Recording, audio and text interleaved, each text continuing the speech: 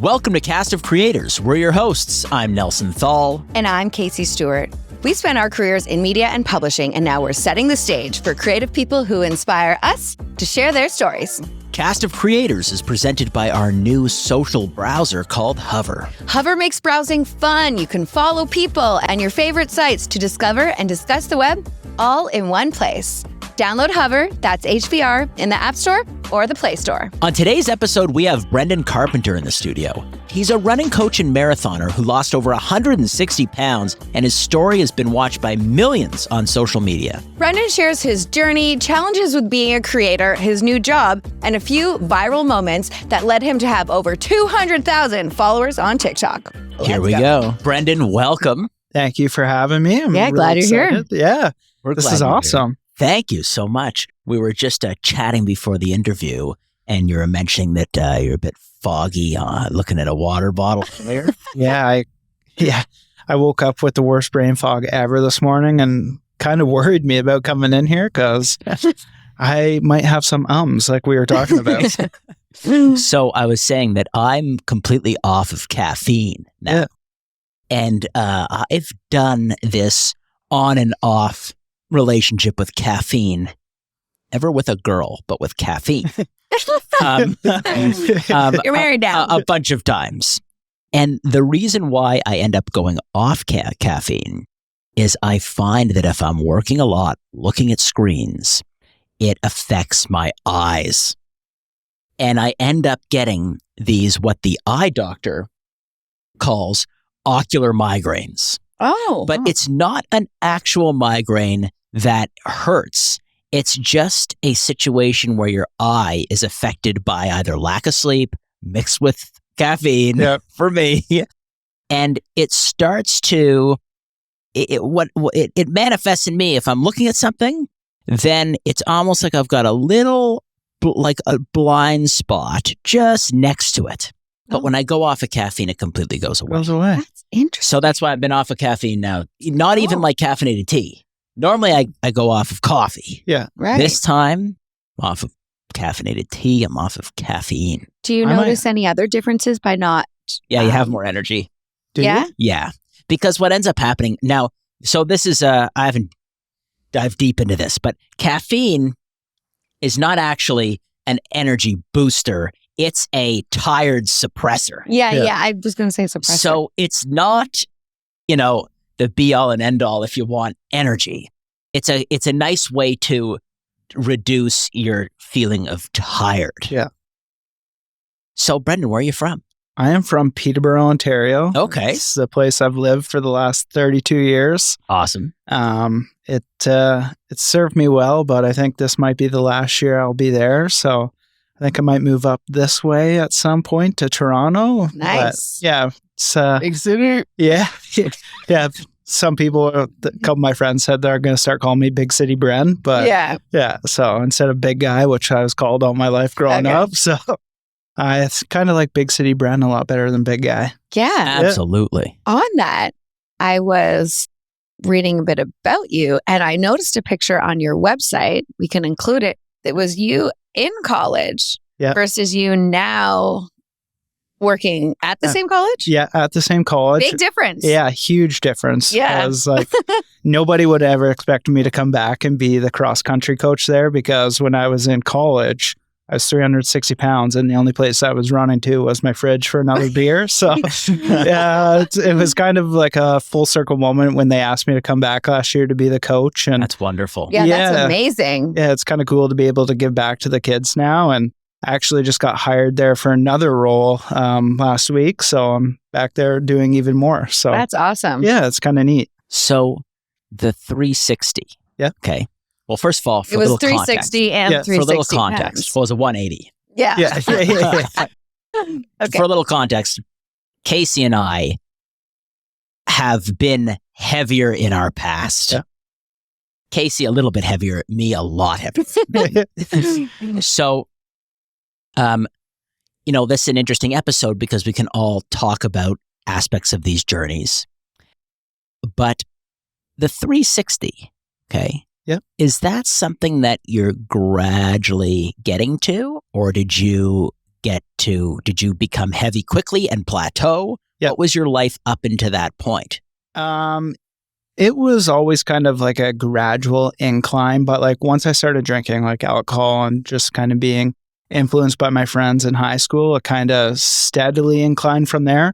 So I think always like growing up, I was around 280 pounds, but then once I started drinking beers, I had no idea what calories were back then. So many calories. Yeah. So I was like drinking 24 in a weekend or a night, and I just kind of quickly gained weight, and it was just kind of like a shock to the system once I went into the doctors and saw that on the scale. Totally. Yeah. And so, I mean, I'm kind of like glad that it happened in a sense, because it kind of really wrote my story and actually got me to probably here today. And it's kind of neat, but like, I'm not sure about you guys. Were you guys the same way or?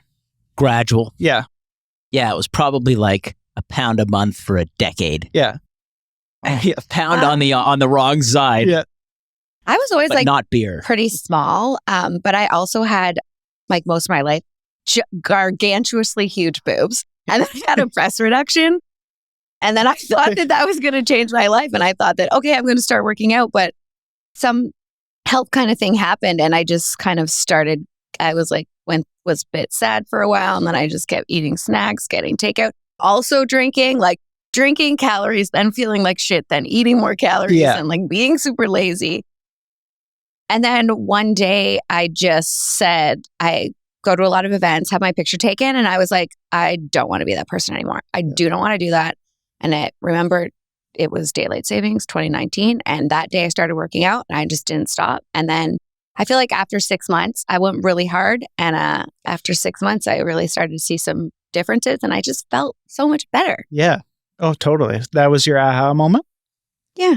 Yeah. I just was like, met you heavy? No, because we hadn't really hung out. It was winter clothes. Yeah. No, because I would have been running and working out only for like a couple months when I met you. Yes. Because we met in 2020. Well, we had our first hangout. Yeah. Okay. Yeah. Great year. Yeah. What a year it was. Yeah. Yeah. Sure was. It was it was a very easy time to gain weight. Oh, easily. So you seem to have beat, that. I've actually gained weight the last couple of years, and I mean, it's been pretty tricky not to. Yeah, exactly. And like this year, I ran 2 marathons, so I thought I was going to lose weight, and I lost a bit of it. And then I was actually doing the marathon with Michelob Ultra. Okay. So I had to drink a lot of beers while doing it. So quickly after the marathon, I gained it all back that I lost during the training. So, but their beers they have a lower calorie beer. Yeah. Oh, but still, when you're pounding beers, yeah, when you're having 17 right after the marathon, it's going to add up quickly. Yeah. So you go into that doctor's office, you look at the scale, and you're like, "What? I got to do something." How do you know what to do? Yeah. Seems like it would be simple to know what to do. Where'd you turn at that moment? Honestly, I didn't. It still took a while for me to kind of realize that I had to do something. And it wasn't until like my 2 moments that I had, which one, I was going on a plane with my parents to Florida and I didn't fit in the seat and I had to ask for the extra seatbelt. And I literally wanted to sink back, but I couldn't because I didn't fit in. And then like 2 weeks later, we came back and it was a class trip. And I was at Drop Zone at Canada's Wonderland. And I got kicked off the ride in front of all my classmates and friends. And it was kind of like the most embarrassing moment of my life at the time. But then like I kind of look back now. And after I saw that, I was like, that was almost like the best moment of my life because I was able to kind of use that moment as like a little motivation. And it was kind of wild, like looking back, like one of my friends recently actually said like he didn't know that moment was like my aha moment. And he's like, if like I saw you on that ride, I would have got off with you. But like, I just like trying to be like the funny big guy back then. Mm-hmm. And so I just kind of like played it off. And so he's like, oh, I thought you were fine. But like deep down, that was like kind of the turning point that it was kind of like miserable at the time. But that was kind of where I kind of started going online and researching what I had to do to start. And so from there, it was kind of life-changing. And when you started to ultimately regulate how many calories you're taking in, how were you tracking it? Like, what did you do day to day, week to week? So funny enough, I was just at my MyFitnessPal event, and that was actually the app that I started with, I think back in 2012. And I really had no idea how much I was consuming. So like I was saying, peanut butter, like I was just eating scoopfuls. Peanut butter's calorie dense. Yeah, I was eating scoopfuls of that. So once I started tracking on there, I kind of become more cognizant of like what I was eating and kind of being more mindful. But the other thing was I didn't realize of like how much I moved, and I wasn't moving at all. Like I was sitting all day, and I kind of bought a Fitbit, and that was kind of the turning point where like I kind of got moving. And I think it was those little walking step challenges that kind of got me moving, and those kind of just went hand in hand. And I didn't start by like going to the gym right away. I kind of did some small little changes, and those in conjunction kind of changed me a little bit. And then I could kind of see a little bit of results. But then I started doing the whole yo-yo thing where I kind of gain weight, lose weight. And it was probably like 5 years of like tracking before I actually kind of got the hang of it. Mm-hmm. Yeah. Which is kind of... It takes a while to change. I mean, especially if you've been living a lifestyle for a certain way for a long time. And to change that it's challenging. Oh, big time. Especially like I was in college and like at the tail end of high school. And obviously you want to do all the things with your friends, but like I kind of quit drinking. And my one thing I would do would be go to the bar and order waters on ice and pretend like I was drinking. Mm-hmm. So my friends like wouldn't try to peer pressure me into it. And it kind of played it off like I was drunk all the time. But so I can easily do that too. Like you're drinking vodka sodas or something. Yeah. Yeah. I would like pull the ice out, throw it on the ground and like chug it and just kind of play it all up. So, oh my God, I'm going to do that one. I'm going to try that. Frank the Tank. Oh, that's funny. I mean, I'm taking a break from drinking. Like I'm doing this challenge with my gym. So I find that's something that's like, if I want to get some gains in 6 weeks, I'm not drinking, but I find it's like, it's so everywhere and you don't think about the calories. And yeah, I think that definitely helps when you like get that in check or like start tracking calories and also tracking like drinks. You're like, oh, okay. Yeah. Maybe I should pull back a little bit. Yeah. But like I did become more mindful and realize like I could do it in moderation. So I didn't have to pretend all the time. Like I could actually get drunk the odd time. But so yeah, it was like we said, like I had to come to that realization of kind of, you know, you can be mindful and do like, I think we said 80-20. Yeah. And kind of like do everything in moderation. Totally. Yeah. But the thing is though, when you're staring at that much weight to lose, it's a bit of a different game in some respect, mental game, than someone who wants to lose 15 pounds or 20 pounds. Yeah. In the sense that, well, like half a pound. Yeah. You know what I mean? Like a pound, even a pound. Like for me, a pound was like, a pound. Yeah. That was, so for me, I had to find something that was going to do it pretty quick. Yeah. Right. Because what was going to motivate me is if I saw some real results. And that's, so I ended up losing 130. Oh, did you? Thank you. In about 10 months. No way. Less than 10 months. Yes, that's 10 insane. months. Now, I did it on Bernstein. Okay. Okay. Yeah. Which has a lot of great things about it and some missing things about it. But with one of the great things about it, and if I was putting together some course, okay, or some type of service, its component of Bernstein, which was great, was you went into their office every 3 times a week or twice a week. First of all, Bernstein was $650 a month. Really? Okay, so it's like a car payment. Yeah. Yeah. And you go into their office 3 times a week or twice a week. No, 3 times a week for a weigh-in. Okay. for a weigh-in, and the once a week they do a measure. Okay? Really? And you end up feeling pretty damn accountable to those Oh my God, people, I can't imagine. Okay? Yeah. So, and also, you're writing down everything you eat, and you're bringing the sheet in. Okay? Yeah. So you're writing down everything you eat, and you're bringing the sheet in.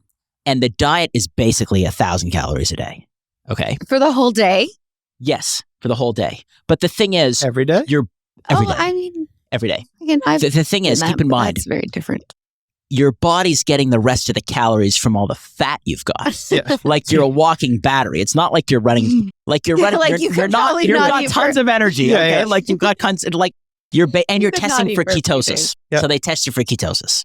So basically they sort of get your body into a fat burning zone, and you can ride the zone. And if your body's in that zone where you're running a good deficit and they all, now I don't think it's necessary because I continued on the same path without these for the last couple months. But they also give you B12 shots, B6 and B12 shots, Bernstein. That's their protocol. Okay, B6, B12 right into your stomach. Yeah. And the 1,000 a day diet and the all the rest of the stuff. Okay. Now the problem with Bernstein is so your stomach basically has two ways to tell your brain that you're full. It's either it's sensing how calorically dense the substance is in your stomach, and it'll say, okay, there's enough calories in here, or there's a sensory around how full it is, like the stretch of your stomach. Yeah. Okay. So if you're somebody that likes to feel full, you're not going to get filled up on even let's say a peanut butter, a piece of toast with peanut butter. Okay. Yeah. That may have enough calories, but if you're somebody who likes to feel the more than just the calorie dense full receptor needs to fire, then a slice of toast and peanut butter is not gonna you're not gonna make it. Yeah. Right? No. You'll eat it and you'll be craving stuff. You'll be wanting to eat more. So once I started Bernstein, I started to recognize that I've got to figure out there's more to this. Okay, there's a bit more to this to figure out here, because you can't just live eating 1,000 calories of densely calorie stuff, because you end up eating throughout the whole day. You'll eat about that much stuff. Okay, if you're eating calorie dense stuff, no snacks. Right? You can't have snacks. No, there's no. Well, your snacks have to be other things. It's like a piece of lettuce. So what I started to really learn about, which I would incentivize anybody who was trying to lose weight to learn about, is something called calorie density. Now, calorie density is a key thing to wrap your head around, because it basically is a measurement of how many calories are in a pound of whatever the substance is. Yeah. Okay. So a pound of lettuce doesn't have a lot of calories. A pound of peanut butter is insane. Okay. A pound of oil is insane. Yeah. So what you try and do, which is one of the easiest ways I find to diet, if you really just want to take your hands off the wheel and autopilot stuff, if you're the type of person that likes to just do their thing and eat and eat and eat, but you still want to diet, if you look at calorie density and don't eat anything above 500 calories per pound, you can graze all damn day and fill your stomach. And no matter what you really do, you're filling your stomach with such low calorie dense stuff. Yeah. You're going to be full before you overrun on the calories. Yeah. Okay. So that was one piece. So what I ended up starting to do is you gravitate to the lowest calorie dense stuff and fill up. Okay. So it ends up being a big salad game. Yeah. It really does. Okay. If you really boil the whole thing down, if you want to stay full, if you like to feel full, then you're playing a big salad game, because you're basically looking at the lowest calorie density stuff, and most of it's leafy greens for the volume.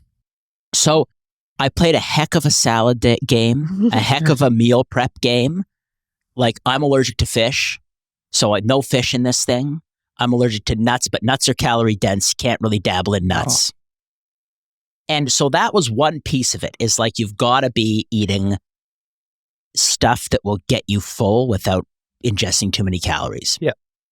Other couple pieces to it, okay, was you got to think about it every day. Like if you're not thinking about it in the morning, like when you get up, if you're not if you're not waking up and you're like looking at your day as like you're on a mission not to eat the things that you shouldn't be eating, and your focus for the day, if the priority for the day is almost a little bit of vanity, a little bit of your diet, and like a concoction of a mission every day, if you're not doing that the first thing in the morning, then you're like really not going to do too well. Okay? No. Like stuff goes off the rails quick. Yeah. Oh, you know? Totally. I think actually my girlfriend brought that up yesterday. She's like, the thing I find about you right now is you do a lot of mindless eating. So you're just like sitting on your phone, scrolling and just like reaching into a bag of chips and just eating. And she's like, the thing about you is like, you just won't stop eating. And my boyfriend does that too. Really? It's so bad. Yeah. He's like, a runner too. But he does like 5K every morning. Yeah. He's like, but I mean, if he wasn't running and he was snacking, then we'd have a real problem. Yeah, he'd have a problem. The same size. I mean, I That's think he'd me have right a now. problem. Yeah. But I mean, yeah. But I'm always like, how are you snacking? Because I'm like so regimented about like my things that I eat, and like I get up and I think about it. I probably think about it too much, but you know, about like what I'm doing throughout the day, and like when I'm going to eat, what I'm going to eat. I was never successful not thinking about it. Like it wasn't like something I could just autopilot and not think about and think that you were going to lose significant weight that week or that 2 weeks. Yeah. And on Bernstein, I was losing the lowest month was like 15 pounds. Like you're losing like 18 pounds a month. And especially at the beginning, because I started at 332. At the beginning, your first month is like a 23, 24 pound month. Yeah. So I went on it. Similar situation to you in the sense there was a moment where I was like, I was consulting for the company that's doing Bernstein's marketing. Okay. And Bernstein was in the office. The Himself. The guy. Wow. So my partner was like, in the business was like, come out and meet Bernstein. So I was like, no. Like, I don't think that's a good He's going to idea, be like, okay? you need my program. I know what that's going to be all about, okay? I sort of made myself busy in the office and kept my distance. And I thought, that was brutal, because it was like the first time in my life that I really had a consequence of being, I didn't really have a lot of consequences of being heavy. Yeah. There wasn't a social consequence. Like there hadn't been much business. There wasn't a business consequence. So that was like a really interesting, like cut and dry, black and white business consequence. Because I would have liked to have met Bernstein. From what I hear, he's an eccentric character. So I said to him, you know what? I'm going to go on his program and then I'll meet him. Because I figured I couldn't meet him before going on his program. Yeah. Okay. I just imagined a horror show if I had met him before I went on his program. So I went on his program, and it was the type of thing that I had been on maybe a diet or a prior to this. They weren't good ones. There's definitely good ones and bad ones. Yeah. And you have to, there's times in your life where you can do things, and there's times in your life maybe where you're not in the right headspace. But largely for me, it was more of an information hurdle, I think, and a mission hurdle than it was like I was just emotionally unchained. Yeah. Like I really wasn't emotionally unchained. I was just, there's pizza around, there's pasta around, there's stuff around that if you're not on it, you can gain a pound a month, no problem. Easily. Okay, there's good stuff around. Yeah. Okay. So then I went on the program, and that first 2 weeks probably lost like 12 pounds. And then it was like you start chopping up. I had 130 to lose. So now it's like 12 pounds. Like, you mean at the end of this month, that could be down like 18, 20 pounds. Well, you chop up 130 by 20 or by 15, And it's like, I can wrap my head around this thing. You know, it's not like you're down a pound. It's like, you know how many pounds are in 130? Yeah. You know? It's less daunting when you look at it that way. Right. So that was my journey. And pretty well I've kept it off. COVID / my wife, you know, my wife was pregnant during COVID. I have a 1-year-old daughter. Oh, no way. Congratulations. Thank you. So those things like put a dent in aspects of it. Yeah. Because you sort of, I ended up north at a cottage with my family during COVID. So good luck. Bad place to be. Yeah. A great place to be, but for dieting, it's not a great place to be. No. You know, so. Yeah, cottages. When did you start running? I started running, I think it was 2016. I might have tried a few runs before then, but my first like official recorded run, I think, was 2016. Was that like a professional run and a thing? Or let's say the Nike Run app? That was my first run recorded was in an app. Yeah, it was actually my ex-girlfriend at the time. She was training for a half marathon. And how many K is that? A half marathon? 21.1. Yeah, and I thought, well, I can work out every single day. Why can't I run? So I hopped on the treadmill beside her, and I couldn't even run more than 100 meters. I'm like, this is probably the hardest thing I've ever done. How heavy were you then when you started it? I was 270 pounds then. So I had just lost 100. That would be tough to run. Yeah.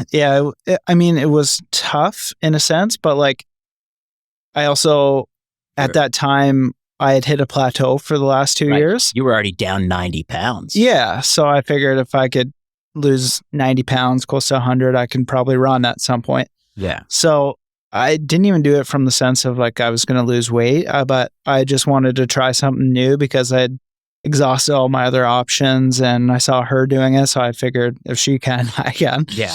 And like I said, so I figured if I got on there and I tried to run, like I got 1 minute into it and I was struggling. And I eventually, like over the course of the year, I kind of worked myself up to 5K. I think I got by the end of it to 8K. And so I figured like eventually one time I'll be able to run a half marathon like she had just accomplished in the summer. But I was always too scared to sign up for it. That's me right now.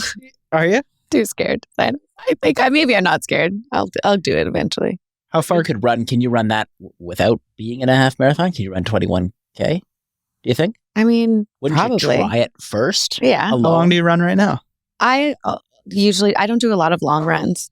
I do like minimum 2K every morning. Okay. So but I mean, I could run for longer. I just don't like to in the morning because I have a routine. Yeah. It doesn't fit in my routine. You have to pick a weekend and try a 21K-er. Yeah. Yeah. Just like start doing 10s on the weekend and then I'll work up to it. Yeah.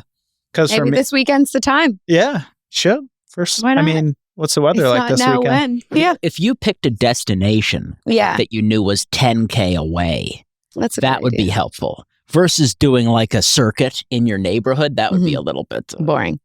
Yeah. I feel like Toronto has like a lot of places to bail if you want to. Yeah. Whereas like you just take an Uber home. Yeah. See how far it is to the office. Not that that's maybe a great no, I've done that walk a whole bunch of times. It's only like 5.5K. Only. Oh. Yeah. I mean, if I came here in running shoes, I could run home from the thing as long as I didn't have my damn computer. The extra weight on the back. Wow, I mean, that could make you stronger for when you go do the 10K. You're only 5K from the office? I think it's 5.5. That's close. Wow. Yeah, I've walked it. In the summer, I walk home. I live like near High Park. Yeah. Dundas, West and Bloor, so I walk home all the time.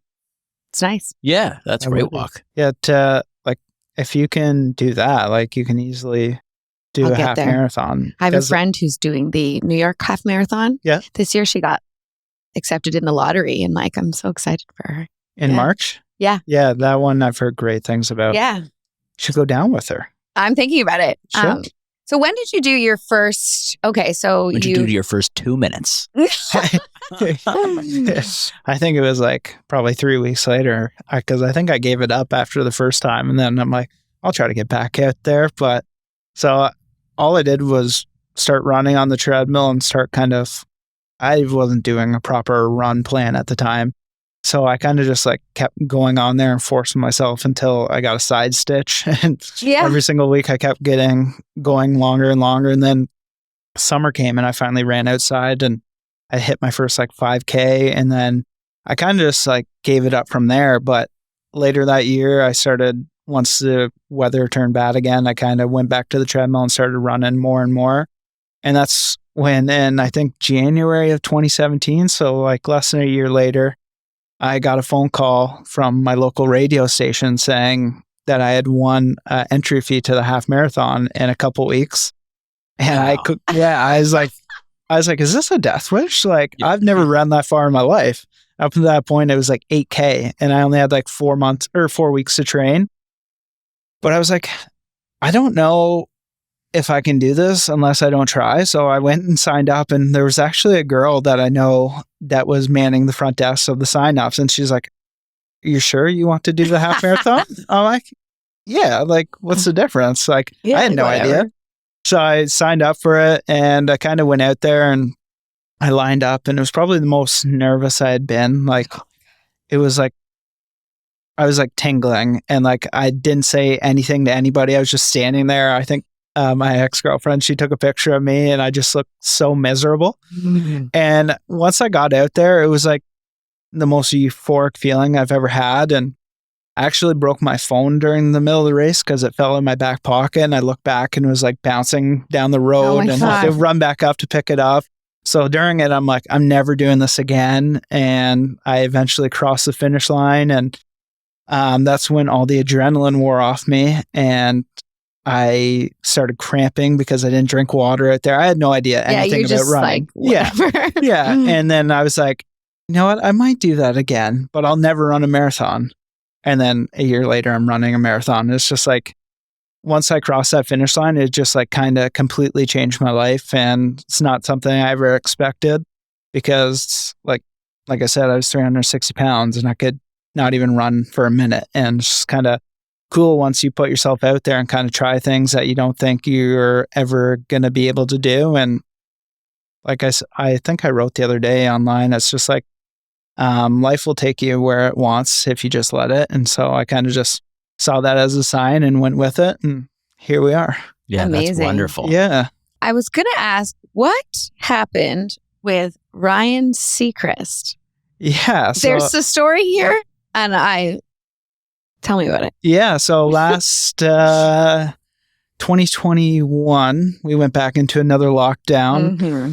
and I kind of went through a breakup in the summer, and I was still kind of lost. And it was around Christmas, and I was just like really down on myself. And I started going out for these mental health walks because I was kind of injured at running at the time. So I went out there, and one day I kind of just recorded one because I got caught in a snowstorm, and I was not wearing I was wearing a coat, but it was just like a thin coat. And I just posted online just for fun. And all of a sudden it just like kind of blew up. And then like I started doing it. I did it the next day, and it blew, like got him. It's like a viral moment, or yeah, what? It was a bit of, like totally that. And like, so I just kept doing it throughout the week, and it just kind of became a thing where like I had this like theme song. I think it's So Hot You're Hurting My Feelings by Carolyn Polachek. And so that kind of became the song, and it kind of just became like this thing. And then next thing you know, I woke up, there was another snowstorm, and I saw an email from Ryan Seacrest's team, and they're like, hey, do you want to come on air with Ryan Seacrest? And I'm like, wow. Sure. Yeah. I'm like, this is crazy. Like, so I woke up and said yes. And then the next day I kind of just had the interview with him, and I kind of blacked out. Didn't even remember it. And then next thing you know, it was over, and it was online. And yeah, it was kind of neat, kind of meeting. I guess I didn't even really meet him, but like e-meet. Yeah. Yeah. It was just like a Zoom. Yeah. Yeah, it's still a meet. Yeah. Yeah, I guess this is during the pandemic? Yeah. Yeah. Wild. So I was like in the middle of a lockdown, and just like I made something out of it. So random. Yeah. Awesome at the same time. Yeah. So it was, it's another thing that was unexpected and just kind of happened. And that was probably the last podcast or something that I did. So it's been so long. So it's nice to actually be in here with you guys. Yeah. In person. Yeah, absolutely. Yeah, we love an in-person hang. So did he ask you about your whole story? Like, did you get to tell your story on that show? Yeah. That's awesome. Yeah, he asked a ton of questions. And after it was over, I was like, we were talking about edits, and like like we were before we were in here. And I didn't get any of that. And when he put it online, it honestly sounded like I was like a serial dater.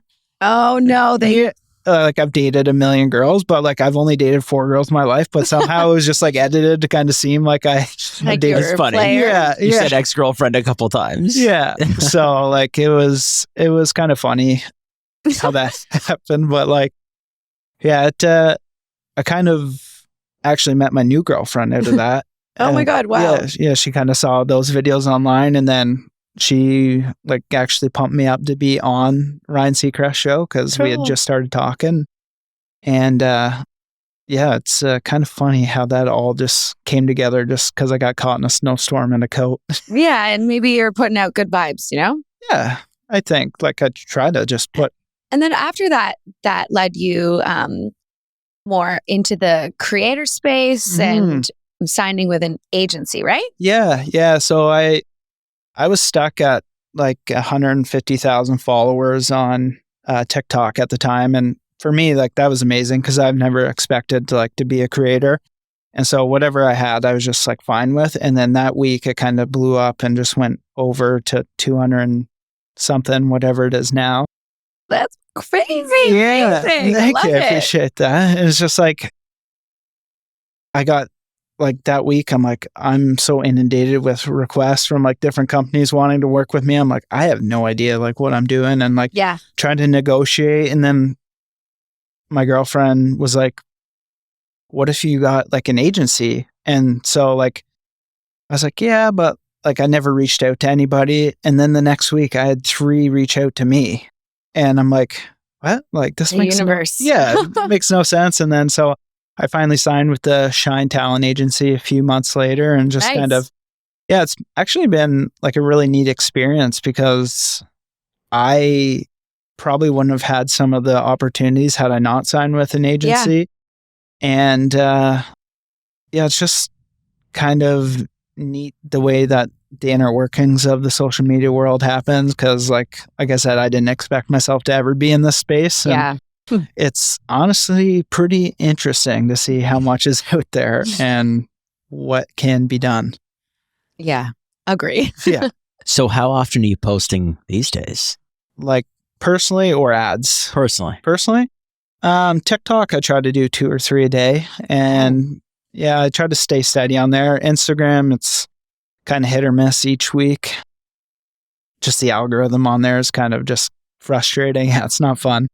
So, do you like 3 posts, let's say 3 a day? Do you batch content or is it off the cuff? Like, I'm interested because I have a TikTok account, but I have never posted anything yet. But I think this year might be the year, even though I'm 100 years old. Yeah, it should be. Anybody can be popular on there. Like, it's so crazy. Like, that algorithm is just like, it can make you viral in like seconds. Yeah, totally. I love it. But so I actually quit my job that I had for 10 years in November.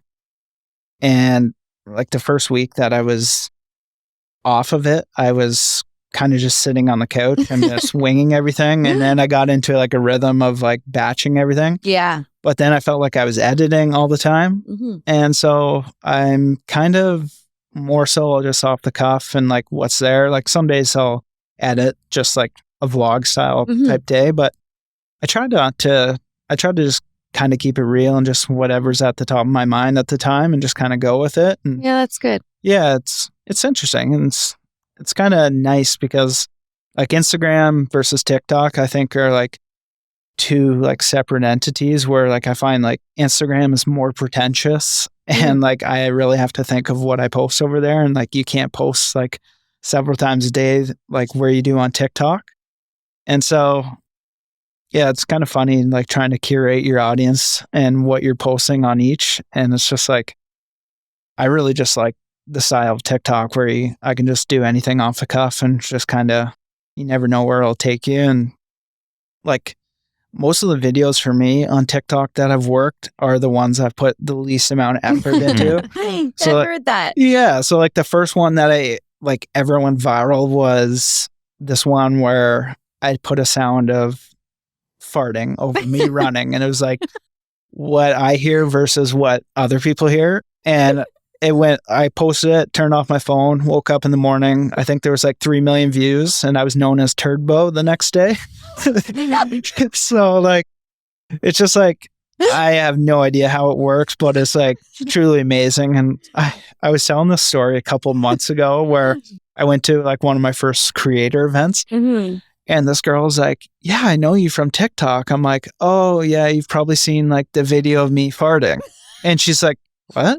And I'm like, oh. She's like, no, actually you're motivational on there. I'm like, oh, thank you. Like, oh my God. Yeah, this is awkward. Yeah. So I kind of like just walked away from that one. I'm like, maybe I will stop using that as my introduction and go with something else. So it's kind of funny. Like I said, that's hilarious. Yeah, I never expected to be here. So that just kind of adds to the aura of it. Oh my God. Totally. Yeah. So most of the stuff that you're creating, is it in the lane of fitness and running and dieting and your transformation? Yeah. So right now I kind of have imposter syndrome because I said I gained some weight. And so I kind of stopped getting out of like the weight loss space and kind of just been posting like my daily vlogs and like mental health style stuff with a mixture of running, but I'm not really running right now so I haven't really been posting that. So I kind of like really felt imposter syndrome last year when I was still trying to push myself into like the weight loss space and try to make myself a name there. So I kind of pulled out of there and I kind of like, as much as I love like being known for like losing 160 pounds, like I don't really want to force anything on to anybody to kind of feel like they have to lose weight too. So I'll toss like the odd like weight loss one on there and just kind of roll with it, see if it can help somebody. And right now I got asked to do a brand deal with Noom. I'm not sure. Oh yeah, the fitness app. And it took me like almost close to a month to sign the contract because like I just didn't want to like push it out there. But like at the same time right now, like I've been struggling with like my weight and like my eating. So I wanted to try it out and see if it helps me, it can help other people. So eventually I might work myself back into that. But right now it's just more so like mental health and just kind of keeping it positive and just helping people and myself with their days. And I've always said, whatever I post, like if it helps one person or 100, and even if that one person's myself, then it's worth it to post. And yeah, for sure. Yeah. That's good. So what's Noom all about? Noom, it's like I believe it's weight loss, but it's more so like mindful eating. Yeah, mindful and eating. Learning more so about your food.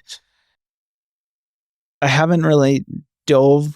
Get back to us on it after I haven't dove too much into the app. I did try to right before Christmas, and then I'm like, there's too much good food. Not right a good now. time to start. No, you can't tracking do that before Christmas. Yeah. So it'll be interesting to see. I gave myself a little bit of grace these first couple weeks and then try to build back into it because I do want to kind of get back to where I was because I was feeling a lot better about myself when I was. And like, I don't think losing weight is like the end all be all of like your happiness, but like I was feeling better about myself when I was fitting into my clothes a bit better. And that's kind of my gauge that I go off of. And what's your sweet spot that you wish you were at weight wise?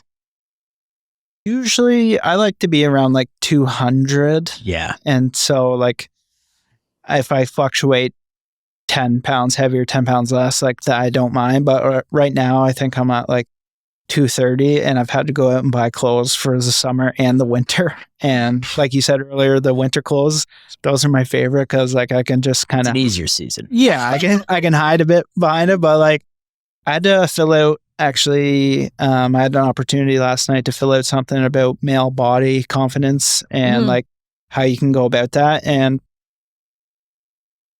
it was kind of interesting kind of thinking back to like when I was like my happiness and just like kind of accepting like who I was, like for everything that I am, like my loose skin and my stretch marks. And so when I thought about it last night, I'm like, oh, like I don't have to be so hard on myself right now about gaining this weight back because it's kind of natural. And like the last couple of years, it's been really hard on everyone. So it's just like, I just got to get back to like enjoying who I am again and just like focusing on that rather than trying to lose weight. Yeah. Well, you know what? It's such an aggravating double-edged sword in the sense that you're walking this line where if you're not careful too, it's quite easy to gain. Yeah. And you know that because you've battled your way down. So it's an interesting sort of headspace you end up having to get into because it's very tough to get to lose if you're not thinking about it. Yeah. So, and sometimes people around you who are closest to you, you'll sort of say out loud or maybe, no, I shouldn't have that. You know what I mean? Like, no.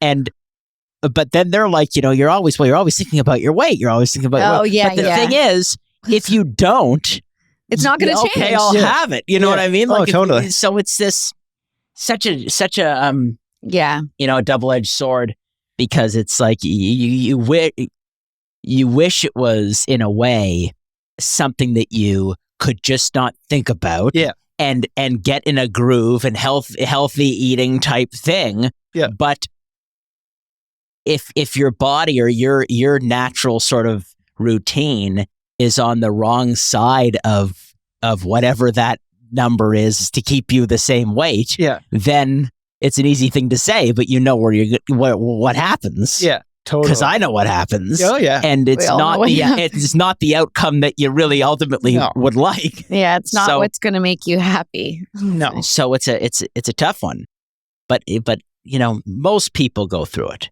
Yeah. Other than some tall people who just seem to be able to do their thing and through. I saw a guy on TikTok the other day. He said he was 6'7". Yeah. And he can eat a lot. Yeah, he said he wasn't eating enough and he could never put on like any weight. And now his nutritionist told him what he actually has to eat. And he showed like he was eating the most ridiculous amount of food like I've ever seen. I'm like, if I put that back, like I would gain 100 pounds easily in a week. And he's like, he can barely gain 1 pound. I'm like, that must be so nice. But like, so tall. Yeah. There's a YouTube channel by, the strongest, like one of the strongmen competition guys. I think he's the strongest guy in the world in terms of the strongman competitions. Other than us. Yeah. Other than us. And he says the hardest part of his life is eating. Really? Is having to eat enough food to support his muscle mass. He's eating all the time. Yeah. His mission is to eat. His job is to eat, basically. Yeah. That is. He spends more time eating than he does working out. Yeah. Seriously. Really? Yeah. It's like Michael Phelps. Remember like when he was in the Olympics, they were saying like his eating routine, he was having like 10 pancakes in the morning. Yeah. It's crazy. Yeah, it's crazy. And then I always like to go back to the line from my favorite movie, Big Daddy. It's like, I have a milkshake, my ass jiggles for a week. Yeah. It's like these guys are just eating as much as possible. I love that. So looking into the future, what's next? What's exciting? So like I said, I quit my job in November and I was expecting just kind of become a content creator, but then I found myself getting a job. So I've been working at the college I actually coach at, and I've been doing their social media part-time. But like I said, I think the goal is to eventually move up here to Toronto, move in with my girlfriend, who's been absolute saint over the last year. So I appreciate her a ton. And like when it comes to like me feeling uncomfortable about myself, she's been kind of really positive and kind of pushing me in the right direction and just kind of giving me a little pep in my step each day. But so the eventual goal is to move in with her because she's in Ottawa right now and I'm in Peterborough. And so like we got to bridge the gap somehow. Yeah. So you'd both move to Toronto. Yeah. Oh, okay. that's exciting. Yeah. I didn't picture it that way. I pictured her already here. No.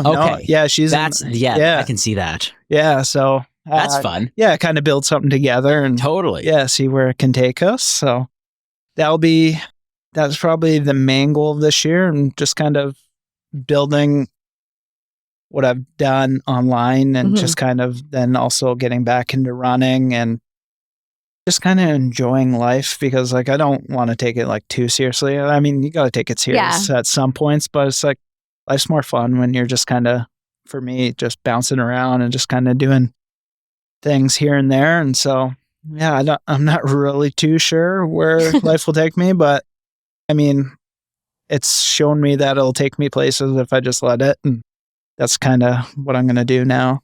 Yeah. With that, like you've had some cool brand partnerships over the past. Is that pursuing more brand partnerships something that you are interested in? Totally. Okay. I mean, Let's put that out there for you. Yeah, no. Actually, me and my girlfriend, we did vision boards, something I've never done. And we did them the other day. And one of the little sections of it was a couple of the companies that I kind of want to work with and putting that out there. And so we'll see if that comes to fruition. Even if it doesn't, there's probably going to be different ones that pop up. And I mean, the one right now with Michelob that I had last year was probably like the most fun I've ever had. Like I got to do like running clinics with them and then run the New York City Marathon. So if there's more stuff there, that would be amazing. But yeah, they got money too. Yeah, I think so. It's yeah, I mean, everybody drinks beers nowadays. I think it's a good space to be in. Yeah, it's fun. Yeah, totally. I mean, other than that, like for me, I've always grown up loving sports. So like working with the big four brands is kind of like big four sports brands is kind of like my main thing. I've already done a few of them. So I did stuff with the NFL and then right now I'm doing stuff with the Blue Jays this weekend. That's awesome. Yeah, that one's going to be kind of neat. It was more fitting when I didn't have my job because I'm doing a job fair for them. So it'll be interesting to see, but maybe I can become a 50-50 guy there for them and that'd be kind of neat. Awesome. Help them bring back a championship. That would be amazing. Right? Yeah. We can get over to the Leafs after them. Yeah, I know. I mean, the Leafs might be a little harder. Yeah. Yeah. A lot harder. Yeah. Every year's the Leafs year, and it's been like that since 67. Exactly. Don't hold your breath there. Yeah. I think that actually this is their year. Yeah, exactly. Yeah. So we'll see. But yeah, I don't know. I'll find myself kind of just pursuing different brand deals and kind of going from there. And it's nice to have the agency being able to broker those for me now because it takes a lot of the guesswork out of it. And I find like online, there's not like really much where you can research like how much people are making. No, they're the rates on things, the influencer space. It's really quite a wild west out there. There's not a lot of specific standards for things, but I think agencies like Shine, like they're great. I know a whole bunch of people there. Oh, do you? We've had a bunch of Shine's creators on the podcast already. Shout out to Shine.